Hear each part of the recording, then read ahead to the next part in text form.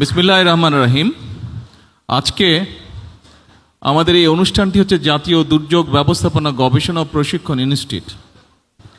অনুষ্ঠানটি অবশ্যই একটু ভিন্ন ধর্মীয় অনুষ্ঠান, কিছুটা ভিন্ন। নর্মালি আমরা যেরকম অনুষ্ঠান করে থাকি তার থেকে কিছুটা ভিন্ন ধর্মীয় অনুষ্ঠান।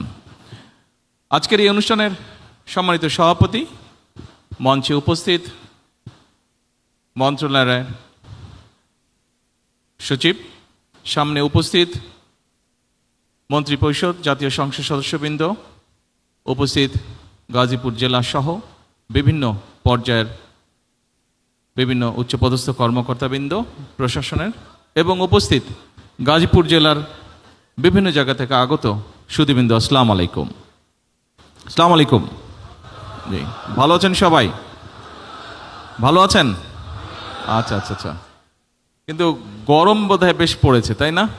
গরমে তো সবারই কষ্ট হচ্ছে। আমরা যখন ছোট ছিলাম, আমার পরিষ্কার মনে আছে, গরম নিয়ে মানে স্কুলে যখন পড়তাম, স্কুলে বলতেও ক্লাস 3, 4, 5-এ যখন পড়তাম, খুব সম্ভবত এত আমরা গরম নিয়ে কমপ্লেন করতাম না, এত গরম পড়তো না। আবার একইভাবে প্রায় অনেক বছর আমাকে দেশের বাইরে থাকতে হয়েছে, বাট এর মধ্যে প্রায় যখন দেশের শীতের সময় কথা হতো, প্রায় দেখতাম আমাদের পরিচিত লোকজন, অলমোস্ট এখানে অনেকেই দলীয় লোকজন যারা আছেন, আপনাদের সাথে প্রায় আমার জুমে মিটিং হতো, দেখতাম যে খুব যে গরম কাপড় সবাই পরে আছে তা না। অনেককেই শুনতাম শীত পড়েই নেই, ডিসেম্বর জানুয়ারি মাসেও বলতো শীত পড়ে নাই, অর্থাৎ জানুয়ারি মাসে প্রথম সপ্তাহে বা দ্বিতীয় সপ্তাহ দিকে বলতো যে মাঝে মাঝে একটু শীত পড়েছে, অর্থাৎ শীতও তেমন পড়ে না। পরিষ্কার আমার মনে আছে, আমরা যখন স্কুলে পড়তাম, আমি যখন স্কুলে ছিলাম, তখন 26শে মার্চের যেই স্কুলে প্রোগ্রাম হতো, স্বাভাবিক আপনারা নিশ্চয়ই অনেকেই করেছেন, 26শে মার্চ আসে স্কুলে একটা সাংস্কৃতিক অনুষ্ঠান হতো। আমার পরিষ্কার মনে আছে 26শে মার্চের প্রোগ্রামে যখন রিহার্সেল দিতাম স্কুলে, সেই সময় কিন্তু সোয়েটার পরে থাকতাম, শীত থাকতো। মানে আমার বয়সী যারা আছেন তাদের নিশ্চয়ই এরকম এখানে মনে আছে এরকম বিষয়টি। এখন এই যে দুটো ঘটনা বললাম, গরম এবং শীত, আমরা কিন্তু এই বিষয়টি নিয়ে আজকে এখানে বসেছি। অর্থাৎ আমাদের ক্লাইমেট কিন্তু, আবহাওয়া যেটাই বলি, ক্লাইমেট বলি, আবহাওয়া বলি, এগুলো কিন্তু চেঞ্জ হয়ে যাচ্ছে। আমি যখন এখানে আসলাম, এই অনুষ্ঠানে যোগ দিতে আসলাম, আসার পরে ভিত্তিপ্রস্তর স্থাপন করলাম। ভিত্তিপ্রস্তর স্থাপনের পরে আরও দুটো কাজ করেছি। একটি হচ্ছে একটি তাল গাছের চারা রোপণ করেছি, এবং একই সাথে একটি পুকুরে মাছ ছেড়েছি, পুকুরটা আপনারাও দেখেছেন।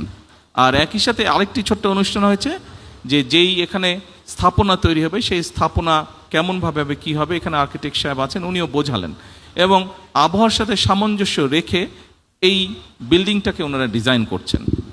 এখন এই যেই জায়গাটা করছি, আপনারা এই যেই জায়গাটা আজকে আমরা দাঁড়িয়ে আছি, আমি আসার সময় দেখলাম একটা জায়গায় বালির উপরে একটা ডিঙি নৌকার মতন বেশ বড় একটা নৌকা পড়ে আছে, নিশ্চয়ই আপনারাও দেখেছেন, একটা টার্নিংয়ের ওখানে।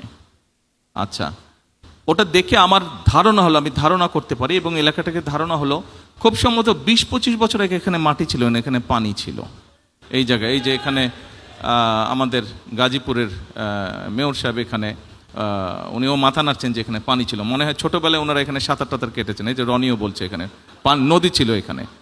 তার মানে আপনারা চিন্তা করুন, আজকে আমরা যেখানে দাঁড়িয়েছি সেখানে পানি ছিল। এইখানে এর আশেপাশে যে যেগুলো মাটি ছিল, নিশ্চয়ই অনেক গাছপালা ছিল। আজকে নিশ্চয়ই অনেক গাছপালা নেই, স্বাভাবিক। অনেক বাড়িঘর হয়েছে, যে জায়গাগুলোতে মাটিও ছিল, বাড়িঘর করতে হলে গাছপালা কাটতেই হবে। আমরা এখানে একটা ভিডিও দেখলাম, এই ভিডিওতে খুব সম্ভব একটা ছোট্ট সিন দেখিয়েছে, যেটা বোধহয় খুব সম্ভব কক্সবাজারের রোহিঙ্গারা যেখানে থাকে, খুব সম্ভব সেই জায়গাটা দেখিয়েছে ভিডিওতে। আমার দেখে যতটুকু, আমি যাইনি, বাট দেখে যতটুকু মনে হলো অন্য ছবি দেখে, রোহিঙ্গারা যেখানে আছে, প্রায় 10 লক্ষেরও বেশি রোহিঙ্গা আছে ওখানে, 1.3 মিলিয়নের মতন, মানে প্রায় 13 লক্ষের কাছাকাছি রোহিঙ্গা আছে এত বড় এরিয়াতে। যতটুকু আমার মনে আছে, আমি লাস্ট গিয়েছিলাম খুব সম্ভব কক্সবাজার টেকনাফের দিকে আমি গিয়েছিলাম 2005-06 দিকে গিয়েছিলাম। তার আগে যখন গিয়েছিলাম তখন আমি দেখছিলাম যেই জায়গাগুলো গাছে ভরা ছিল, সেই জায়গাগুলো স্বাভাবিকভাবে রোহিঙ্গাদের বাসস্থান তৈরি করা হয়েছে, অর্থাৎ হাজার হাজার গাছ কেটে ফেলা হয়েছে। কিছুদিন আগে আমি হঠাৎ করে একদিন সকালে পত্রিকায় দেখলাম যে কক্সবাজার থেকে বিচের পাশ দিয়ে একদম উখিয়া পর্যন্ত একটা রাস্তা করা হচ্ছে, একটা বিচ রোড করা হচ্ছে, এবং যে কোনো কারণেই হোক রোডের ডিজাইনের কারণে প্রায় 3000 গাছ কেটে ফেলতে হবে। তো দেখার পরে আমি তারপরে এইটার দায়িত্বে যেই মন্ত্রী আছেন ওনাকে আমি ফোন করে নিউজটা আমি ওনাকে পাঠিয়ে আমি বললাম যে ওদের সাথে কথা বলেন, ডিজাইনটাকে একটু চেঞ্জ করা যদি সম্ভব হয় ভালো হয়, এই গাছ কাটা যাবে না। কি করবে না করবে সেটা তারা ডিসাইড করুক, ইঞ্জিনিয়াররা তারা ডিসাইড করুক, কিন্তু এই গাছ কাটা যাবে না। সম্মানিত উপস্থিতিবৃন্দ, দুর্যোগ আসবে, প্রকৃতির দুর্যোগ, প্রাকৃতিক দুর্যোগ আমরা যেটাই যেভাবে বলি আসবে, আমরা সেটাকে কিন্তু বন্ধ করতে পারবো না, সেটাকে নিয়ন্ত্রণ করার ক্ষমতা আমাদের নেই। কিন্তু এই যে আমি কয়েকটা কথা বললাম, এখানে বেশ কয়েকটি কথা আছে। অর্থাৎ আজকে কেন এই জায়গাটা যেখানে পানি ছিল এখানে মাটি ভরতে হলো, এখানে অফিস আদালত হচ্ছে, স্কুল কলেজ হচ্ছে, হাসপাতাল হচ্ছে, বাসস্থান তৈরি হচ্ছে। অর্থাৎ আমাদের জনসংখ্যা বাড়ছে, এই জনসংখ্যা একদিকে যেমন বাড়ছে, তাদের বাসস্থানের প্রয়োজন। আরেকটা জিনিস খেয়াল করে দেখবেন খুবই জরুরি, সেটি হচ্ছে বাসস্থান তৈরির সাথে সাথে মানুষের স্কুল কলেজ সব কিছু তৈরি হওয়ার সাথে সাথে কিন্তু ফসলি জমির পরিমাণও করছে। বাংলাদেশ একটি জনবহুল দেশ, যেমন দুর্যোগ প্রবণ একটি এলাকা, ঠিক একইভাবে একটি জনবহুল দেশ। কাজে আমাদেরকে অল্প একটু দুর্যোগ হলেই কিন্তু মানুষ ক্ষতিগ্রস্ত হয়, অল্প একটু দুর্যোগ হলেই কিন্তু আমাদের ফসল হানি হয়, আমাদের গবাদি পশু নষ্ট হয়। সেই জন্য আজকের এই অনুষ্ঠানটির মূল যে লক্ষ্য বা বিষয়টি সেটি হচ্ছে আমার ধারণা দুটি। এক, এখানে যেটা শুনেছি আমি, যেটা জানি, যে এই প্রতিষ্ঠানটি তৈরি হওয়ার পরে এখানে আমাদের ক্লাইমেট বা আবহাওয়া যে চেঞ্জ হচ্ছে সেইটি সম্পর্কে রিসার্চ করা, কিভাবে এই বিষয়গুলোকে আমরা ট্যাকেল করব। অ্যাট দ্য সেম টাইম সেটি ভূমিকম্প হোক, সেটি অন্য জলোচ্ছ্বাস হোক, যেটি হোক, সেখান থেকে আমরা কিভাবে আমাদের সম্পদ এবং মানুষকে আমরা রক্ষা করব। যারা কাজ করবে এই কাজে তাদেরকেও ট্রেনিং দেওয়া হবে, তাই তো, তাদেরকেও ট্রেনিং দেওয়া হবে। এখন এই যে ট্রেনিং দেওয়া হবে, 20 কোটি মানুষের মধ্যে আপনি কতজনকে ট্রেনিং দিতে পারবেন? আমি কিছুদিন আগে ভূমিকম্পের বিষয়, বাংলাদেশে গত কয়েক মাসে বেশ অনেকগুলো ভূমিকম্প হয়েছে। আলহামদুলিল্লাহ, আল্লাহর রহমত যে ভূমিকম্প এমন পর্যায়ে যায়নি যেখানে প্রাণহানি ঘটতে পারে। কিছু ইনজুরি হয়েছে, ছোটোখাটো হয়তো হয়েছে, কিন্তু ম্যাসিভ আকারে কিছু নেই। আল্লাহর কাছে হাজারো লক্ষ কোটি শুকরিয়া। এই যে ভূমিকম্প হচ্ছে, এটির একটি অন্যতম কারণ হচ্ছে গুলশান এলাকায়, ক্যান্টনমেন্ট এলাকায়, এই যে এলাকাটি, এখানে আমার পরিষ্কার মনে আছে ছোটবেলায় দেখেছি যে 50 ফিট গেলে, 50 ফিটও যাওয়া লাগতো না, 20-25 ফিট গেলেই বা 15 ফিট গেলেই পানি বের হতো। এখন আমি শুনেছি সেখানে প্রায় 600-700 ফিট নিচে যেতে হয় পানি পাওয়ার জন্য। এবং এটি আপনারা এখানে অনেকেই আছেন হয়তো কম বেশি ডাইরেক্টলি না হলে ইনডাইরেক্টলি কৃষিকাজের সাথে জড়িত, আপনারা এই খবরটা আপনারা জানেন। 20 কোটি লোকের ফসল উৎপাদনের জন্য আমাদের কৃষকরা সারা বাংলাদেশে তারা এই যে গভীর নলকূপের মাধ্যমে পানি টেনে তুলছে। তার ফলে যেটি হচ্ছে, নিচে থেকে আস্তে আস্তে শূন্য হয়ে যাচ্ছে। খুব স্বাভাবিক, নিচটা যখন শূন্য হবে উপর থেকে সেটি ধসে পড়বে, তাই নয় কি? এটি তো স্বাভাবিক ব্যাপার, এটি স্বাভাবিক ব্যাপার। আপনি নিশ্চয়ই জানেন এবং সকলে খেয়াল করেছেন, সকলে শুনেছেন, অনেকবার শুনেছেন।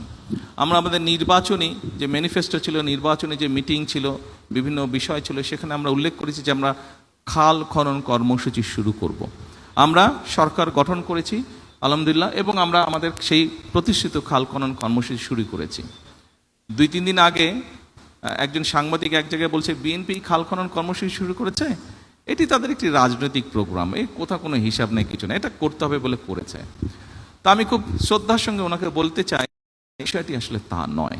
এই খাল খনন কর্মসূচির সাথে মানুষের জীবন ওতপ্রোতভাবে জড়িত, এই খাল খননের সাথে কৃষি জড়িত, এই খাল খনন কর্মসূচির সাথে এই ভূমিকম্প পর্যন্ত জড়িত। সম্মানিত উপস্থিতিবৃন্দ, আমরা গত 20 বছরে যে পরিমাণ পানি নিচে থেকে টেনে উপরে তুলেছি, আমাদের ব্যবহার করেছি, এই পরিমাণ পানি যদি আজকে থেকে, বিশেষ করে বর্ষার সময় যে অতিরিক্ত পানি আসে, সেটিকে যদি আমরা ছড়িয়েও দেই, মিনিমাম 20 বছর আরও লাগবে সেই যে শূন্যস্থান পূরণ হতে, অর্থাৎ মোটামুটিভাবে রিচার্জ হতে 20 বছর সময় লাগবে। 20 বছরে আপনার জনসংখ্যা আরও বাড়বে, আপনার খাদ্য উৎপাদন আরও আমাদেরকে বাড়াতে হবে। কাজেই আমাদেরকে কোনোভাবেই ভূগর্ভস্থ পানি ব্যবহার করা বোধহয় আমাদের জন্য বিপদজনক হয়ে যাচ্ছে, এবং এটিও কিন্তু দুর্যোগের সাথে সম্পর্কিত। যেভাবেই হোক আমাদেরকে খাল খনন কর্মসূচি শুরু করতে হবে। আপনারা নিশ্চয়ই পত্রিকায় দেখেছেন, কয়েকদিন আগে আমরা একটি সিদ্ধান্ত নিয়েছি যে আমাদের উত্তর অঞ্চল, দক্ষিণ অঞ্চলে বিশেষ করে রাজশাহীতে আমরা পদ্মা নদীর সাথে পদ্মা ব্যারাজ তৈরি করব আমরা, যেখানে পদ্মা ব্যারাজ এই জন্য আমরা তৈরি করব যে সীমান্তের ওপারে তারা ব্যারাজ তৈরি করার, বাঁধ তৈরি করার মাধ্যমে বিভিন্নভাবে পানি তারা নিচ্ছে, কিন্তু আমাদের কাছে যেই পানিটি আসছে শুকনো মৌসুমে হয়তো আমরা কম পাচ্ছি, যার ফলে যেটা হচ্ছে পানিতে, নদীতে পানির স্রোত কমে যাওয়ার ফলে অনেক সমস্যা হচ্ছে। আস্তে আস্তে আশপাশগুলো শুকিয়ে যাচ্ছে। আপনারা নিশ্চয়ই দেখেছেন, ছোটবেলায় আমরা দেখেছি পদ্মা নদীর এপার থেকে ওপার দেখা যায় না, এখনও দেখা যায় না, তবে তখন পানি ছিল, এখন পানি শূন্য, দেখা হয়তো এখনও যায় না এপার থেকে ওপার। কেন চাচ্ছি আমরা ব্যারাজটি করতে? এই ব্যারাজটি আমরা এই জন্য করতে চাচ্ছি যে বর্ষাই বলুন, শুকনো মৌসুমি বলুন, যখনই হোক আমাদের দেশের মানুষ, কৃষকই হোক বা যে কোনো মানুষ হোক, তারা যাতে পানি পায়। আরেকটি ডেঞ্জারাস ব্যাপার হচ্ছে এই ফারাক্কা বাঁধ হওয়ার কারণে যেটি হচ্ছে, ধীরে ধীরে যেহেতু পানির পরিমাণ কম, সেজন্য ধীরে ধীরে যেটি হচ্ছে সমুদ্রের পানি দক্ষিণ অঞ্চলে ঢুকছে, ফলে সুন্দরবন সহ ওই সকল অঞ্চলে যেই সমস্যাগুলো আছে, নোনতার কারণে পানি, নোনতা পানি বেশি পরিমাণে ভিতরে চলে আসার কারণে বিভিন্ন গাছপালা নষ্ট হচ্ছে, যে বিভিন্ন পশু বিলুপ্ত হয়ে যাচ্ছে। কাজেই আমরা যদি সেই প্রেশারটাকে রাখতে চাই, আমাদেরকে এই ব্যারাজটা নির্মাণ করতে হবে, এবং ব্যারাজের মধ্যে আমরা পানি ধরে রাখবো। যখন বাড়তি পানি, বর্ষার মৌসুমে যেই পানিটা আসে, সেই পানিটি আমরা ধরে রাখতে পারবো, যাতে করে সেই পানিটি আমরা আমাদের মানুষের জন্য কাজে ব্যবহার করতে পারি, সেই পানিটিকে আমরা আরও যাবতীয় কাজে ব্যবহার করতে পারি। এবং শুধু এটাই নয়, এটার সাথে আরেকটি সমস্যা আছে, আমাদের ব্রহ্মপুত্রে যে তিস্তা, ব্রহ্মপুত্র তাই না, তিস্তা, হ্যাঁ, তিস্তা নদী যেটি আছে, আপনারা পত্রিকায় অনেকবার দেখেছেন, অনেকে অনেক কথা বলতে পারে, সস্তা জনপ্রিয়তার জন্য অনেক কথা অনেকে বলতে পারে, তবে আপনাদের সকলের সামনে আজকে আমি পরিষ্কার একটি কথা বলে যাই, ইনশাল্লাহ এই বিএনপি সরকার পদ্মা ব্যারেজের কাজেও হাত দেবে, ইনশাল্লাহ তিস্তা ব্যারেজের কাজে হাত দেবে। যারা বিভিন্ন বড় বড় কথা বলছে তাদের দেশে পরিষ্কারভাবে বলতে চাই, এই যে আজকে এখানে দুর্যোগ মন্ত্রী বসে আছেন, এই লোকটার নেতৃত্বেই তিস্তায় বিএনপি কর্মসূচি পালন করেছে, যা বাংলাদেশে অন্য কোনো রাজনৈতিক দল করে নাই। তারা হয়তো বড় বড় কথা বলেছে, গরম গরম কথা বলেছে, কিন্তু কাজ যদি কেউ করে থাকে, ডেলিভারি যদি কেউ করে থাকে, পরিস্থিতি যদি কেউ তৈরি করে থাকে, সেটা বিএনপি করেছে, ইনশাল্লাহ বিএনপি সেটা করবে। এখন উপস্থিতিবৃন্দ, যেই কথাটা আমি বলেছি, দুর্যোগ আমরা থামাতে পারবো না, কিন্তু আমরা যেটা করতে পারি, আমরা দুর্যোগ সম্পর্কে মানুষকে ওয়াকিফাল করতে পারি, আমরা যেটা করতে পারি, আমরা মানুষকে সচেতন করতে পারি।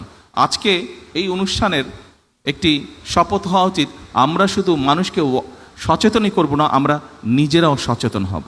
কারণ যেহেতু আমরা দুর্যোগকে থামাতে পারবো না, আসুন দুর্যোগ কোনোটি হলে কিভাবে আমরা মানুষ এবং সম্পদকে রক্ষা করতে পারি, কিভাবে ক্ষয়ক্ষতি কমাতে পারি, নিজেকে কিভাবে রক্ষা করতে পারি, আরেকজনকে কিভাবে রক্ষা করতে পারি, কিভাবে মানুষের সম্পদ রক্ষা করতে পারি, আসুন সেটিই হোক আমাদের আজকের এই অনুষ্ঠানের শপথ। কারণ আমরা একটি গরিব দেশ, এই গরিব দেশে আমাদের সম্পদ কম।